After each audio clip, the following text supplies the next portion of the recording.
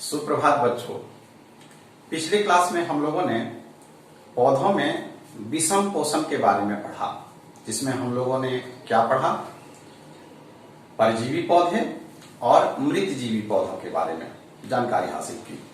आज कुछ और पौधों के बारे में जानकारी हासिल करते हैं जिनमें विषम पोषण होता है।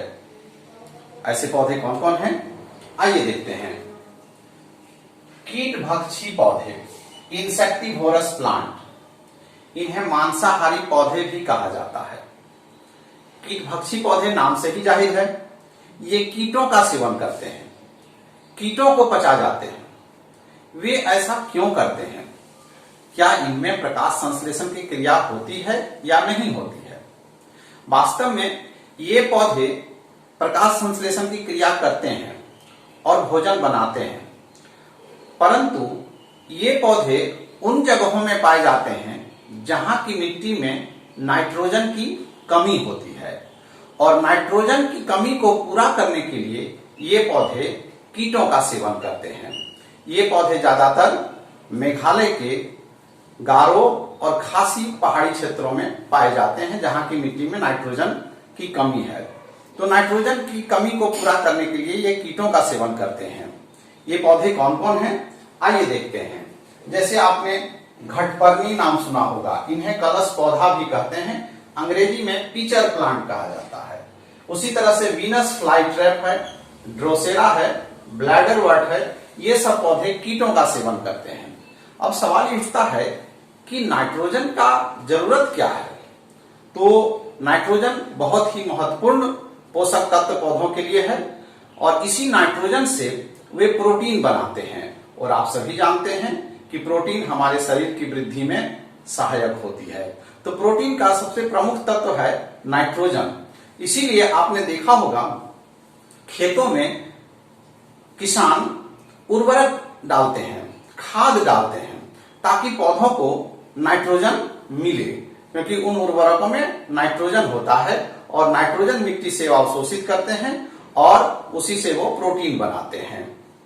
तो ये कीटभक्षी पौधे होते हैं जो नाइट्रोजन की कमी को पूरा करने के लिए कीटों का सेवन करते हैं। जैसे घटपर्णी जो है, नाम से ही जाहिर है, इस पौधे का आकार कलश जैसा होता है और उस कलश में चूसक रस पाए जाते हैं। जैसे ही कोई कीट कलश के ऊपर बैठता है तो फिसल करके उस कलश में गिर जाता है, और वह कलश में चूसक रस की मदद से उन कीटों में उपस्थित प्रोटीन को अवशोषित कर लेते हैं, जिससे नाइट्रोजन की कमी इनकी पूरी हो जाती है। उसी तरह से वीनस फ्लाई ट्रैप है, इनका जो आकार है कुछ इस तरह से होते हैं। ये जब भी कीट इनके ऊपर बैठते हैं, ये इस तरह से कीटों को पकड़ लेते हैं और उनको चूस जाते हैं, और इस तरह से ये अपने नाइट्रोजन की कमी को पूरा कर लेते हैं। अब आते हैं दूसरे तरह के पौधे, जिन्हें सहजीवी पौधे कहते हैं, और इनके पोषण को सहजीवी पोषण कहा जाता है, सिम्बायोटिक न्यूट्रिशन कहते हैं। ये कमाल के पौधे हैं। इन पौधों में दो पौधों का एक ऐसा संबंध होता है जिसमें दोनों ही पौधे एक दूसरे को मदद करते हैं। हम मानवों को भी इनसे सीख लेना चाहिए कि किस तरह से एक दूसरे को मदद किया जाए। सहजीवी पौधे यानी सहजीवी पौधे में जो पोषण होता है, इनका संबंध ये है कि दोनों एक दूसरे को मदद करते हैं और एक दूसरे को मदद से पोषण प्राप्त करते हैं। जैसे एक पौधा है लाइकेन। लाइकेन पत्थरों में भी उग जाता है, नमी वाले भाग में पौधों के तनों में उग जाते हैं। लाइकेन वास्तव में दो पौधों का संबंध है। एक है शैवाल, जिसको एल्गी कहते हैं अंग्रेजी में, और दूसरा फंजाई, जिसे कवक कहते हैं। हम कवक के बारे में पिछले क्लास में भी चर्चा किए थे, जैसे ब्रेड मोल्ड्स के बारे में चर्चा किए थे, मशरूम के बारे में चर्चा किए थे।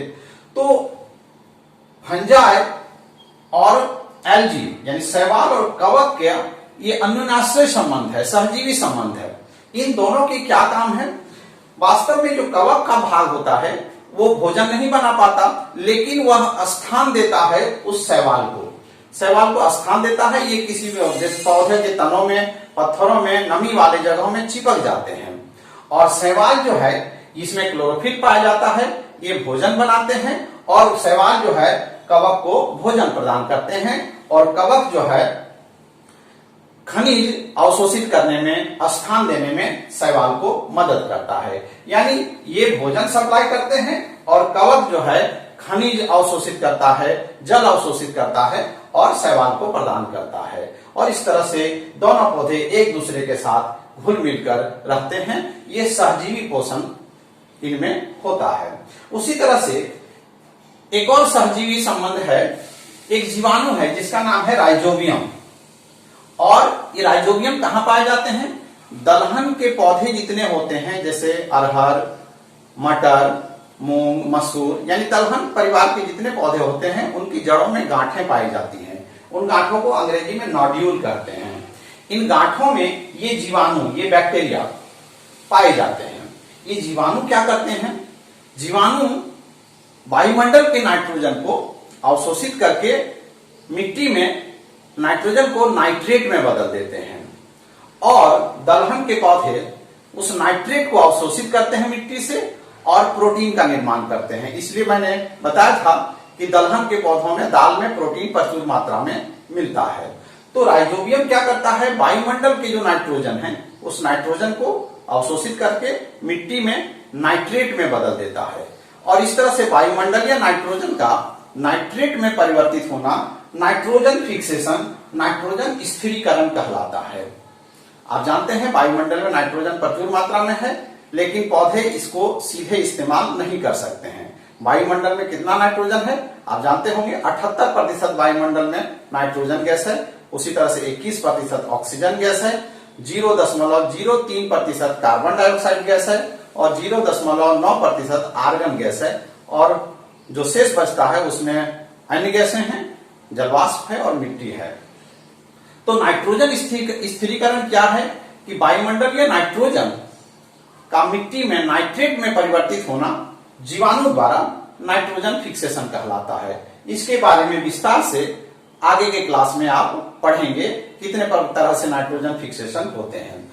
और इस तरह से राइजोबियम और दलहन के पौधे एक दूसरे को मदद करते हैं। दलहन के पौधे इन्हें भोजन प्रदान करते हैं प्रकाश संश्लेषण की क्रिया द्वारा और राइजोबियम उनको नाइट्रेट प्रदान करते हैं और इस तरह से दोनों एक दूसरे के साथ घुल मिलकर रहते हैं। तो इस तरह से इन दोनों का जो पोषण है सहजीवी पोषण है। आपने देखा होगा अन्य धान के खेतों में, गेहूं के खेत में किसान जो है उर्वरक छिड़कते हैं। उर्वरक क्यों देते हैं?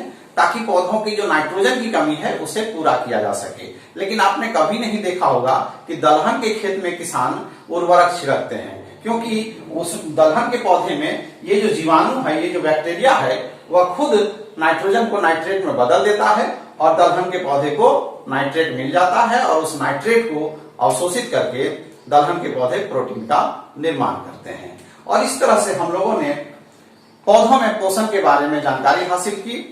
पौधों में स्वपोषण होता है, विषम पोषण भी होता है और विषम पोषण के कितने प्रकार हैं इसकी जानकारी हासिल की। और इस तरह से मुझे उम्मीद है पौधों में पोषण की पूर्ण जानकारी आपको मिली होगी। धन्यवाद।